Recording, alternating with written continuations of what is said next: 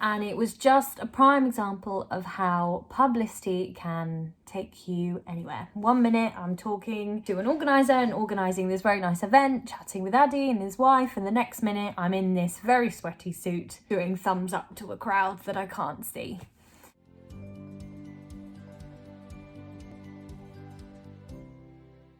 Hello and welcome back to my channel. This week we're looking at marketing and publicity again. We have Molly Holt, who is a press officer at Bonnier Books UK. I hope you find it useful and enjoy.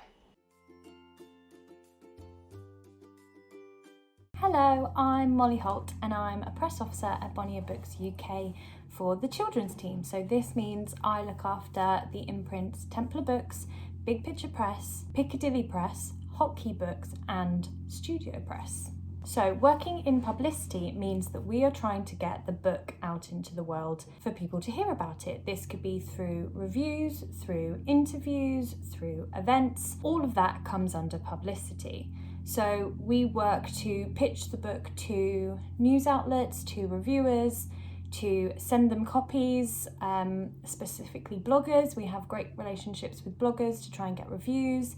We will work with editorial to contact authors to see if they might be interested, and we are in constant contact with the sales team and with booksellers to organise events in schools and in store for our authors. Now, interviews could be on podcasts, on YouTube channels, on This Morning, on the radio, written pieces that are in print. They could be in the Sunday Times, you could have a review, or they could be in more focused areas like Reading Zone or Teach Primary. There are loads of different outlets that vary for adults and children's have loads that are especially focused towards education or STEM.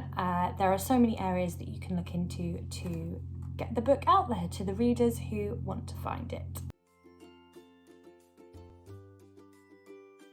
It varies a lot day to day and it varies book to book, but it's all about trying to get people to know about the book. Now, events, excitingly in children, is we take authors and illustrators to schools, to these children who aren't going to be watching This Morning or reading the news, but who are going to be amazed when an author comes in and tells them about their book and gets them excited and gets that child wanting to read the book. Now, we also do this through festival events, which similarly has children coming to events and hearing about the wonderful book, as well as in-store events on weekends, on the Saturdays, where a mum will bring her 4-year-old child to listen to this beautiful picture book that they will then buy and take home and read together afterwards. Day to day in publicity is very hard to explain because publicity changes all the time. It's constantly changing, as is the media landscape, and we have to change with it. Events have changed very much this year with lockdown, so again, we've had to adapt and change. Day to day, you'll expect to contact people about the book, about books you're working on in general, specifying why you think they enjoy them. You'll be talking to bloggers about perhaps blog tours that are going on, or mailing lists that they wish to be on. You'll be checking if there are awards that need to be submitted. If any press requests come in for covers or copies, you'll be monitoring them. You'll be talking to authors about upcoming events or features and making sure that they are prepared and happy. You'll be scheduling things in, checking that the author's schedule and the press's schedule all works together. You'll be thinking up new ideas, new angles that you can push a book out to, and then be actioning those. As I said, it's ever changing. You never know what you're going to do day to day in publicity, and I feel like publishing in general is very much the same. It's constantly changing and you can't rely on the same thing, but it's a lot of communication between teams and your authors and the press, constantly shouting about books.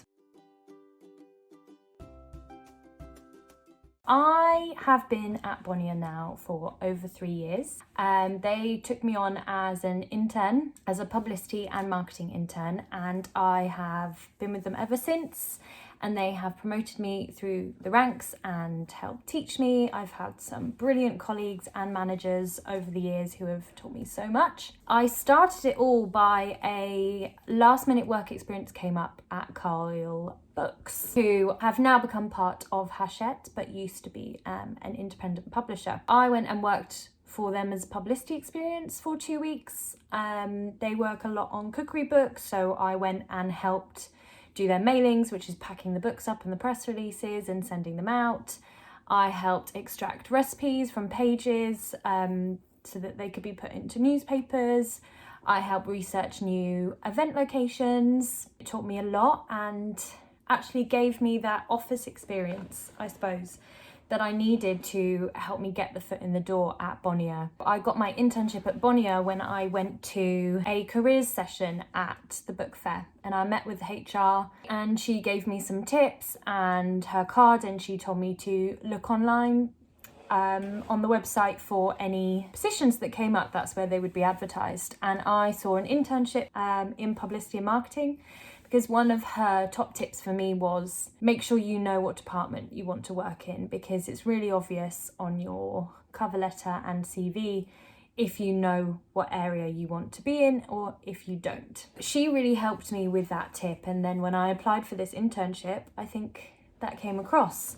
I was very creative in my cover letter. I believe I used quotes from my favourite children's books about why I was a good candidate. I think because this was an internship, the head of HR had told me that Bonnier specifically loved creative ideas and were really looking for someone different. I really wanted to step out of the box, and I'd been unsuccessful before, so I just gave it a go, and luckily it worked and I got the internship there. So as I said, I've worked through the ranks, and we started split between imprints and have now merged into one as publishing things change, and I now get to work on picture books all the way up to YA and some adult trend books, and I love it. It's worked very well.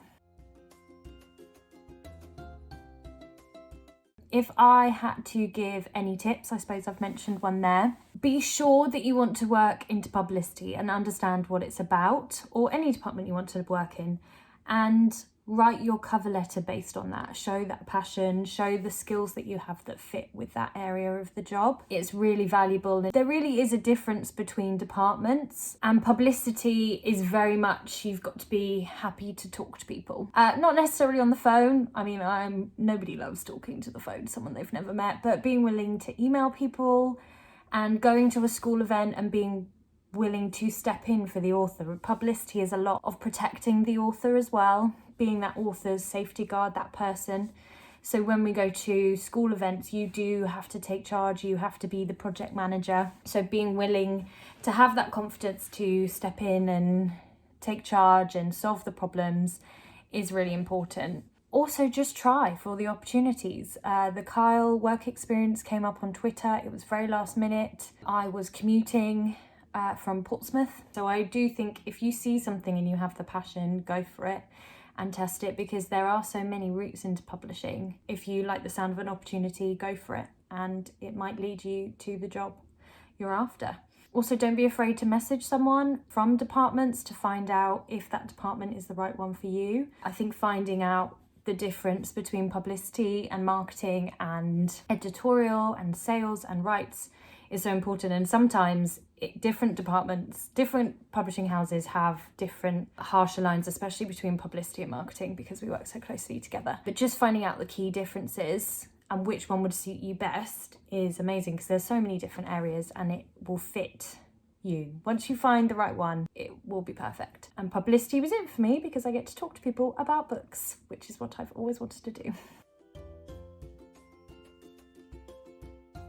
In PR, we work very, very closely with marketing, and in fact, other areas of the business, sometimes areas of publishing, can sometimes confuse what is PR and what is marketing. Now, people sometimes summarize it as you pay for marketing and PR is free, which is not quite right. It's a very broad sense. So marketing is ads in papers, in print magazines, on podcasts, it's paid social media, it's Amazon advertising, it's creating Amazon pages. It's very reductive, they do so much more, but that in general is marketing. And obviously we in PR are pitching for more free features. Sometimes we give a bit of money towards it, we do events, but it all links so closely because you do the campaign as a whole.